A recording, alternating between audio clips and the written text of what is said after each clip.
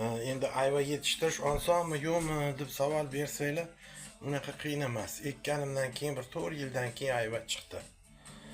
Undan keyin nima deydi? Yoz paytida oldin dorikam separdim.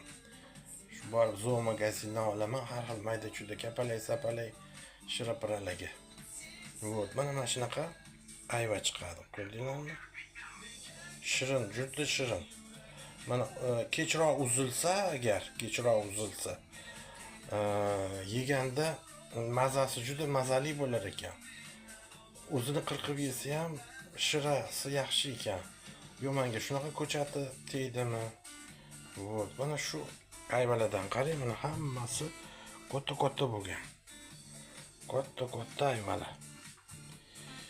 Dori sepib, suv sepib, вот, mana bunaqa joylarda bir xilida qurt o'tirar ekan. Endi qurt shirin mevani yeydi deyishadi. Вот. Vareniya qilish uchun, keyin yozda doim suv sepib turardim. Namlab turardim, чтобы mevasi shirin chiqsin. Suv yaxshi berib tursanglar, mevasi shirin chiqar ekan. Suv bermasa qotib qolar ekanda, mazasi yaxshi bo'lmaydi. Qattiq bo'lib ketadi. Suv ichib tursa, yumshoq qirs qiladigan ayva bo'lar ekan. Behi. Вот. Endi vareniya qilish uchun bitta yuvardim. Hozir dальше sekin ko'rsataman. O'zim ham shu YouTube'ga kirib forumlarda o'rgandim. Ayollar oldin yuvgin dedi. Yuvgandan keyin qirqib ichidagi narsalarni tozalab, donlarini olib tashlab, pokiza qilib chiroyli qilsa, keyin qozonga solib dальше pishiraveramiz. Ozgina asal qo'shaman, limon qo'shaman.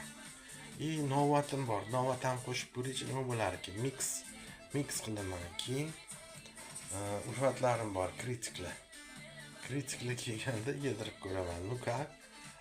Amerikanskiy shef-поварni ayvasi yaxshi chiqibdimi, yo'qmi deb. Keyingi seriyalarni ham ko'rib boringlar.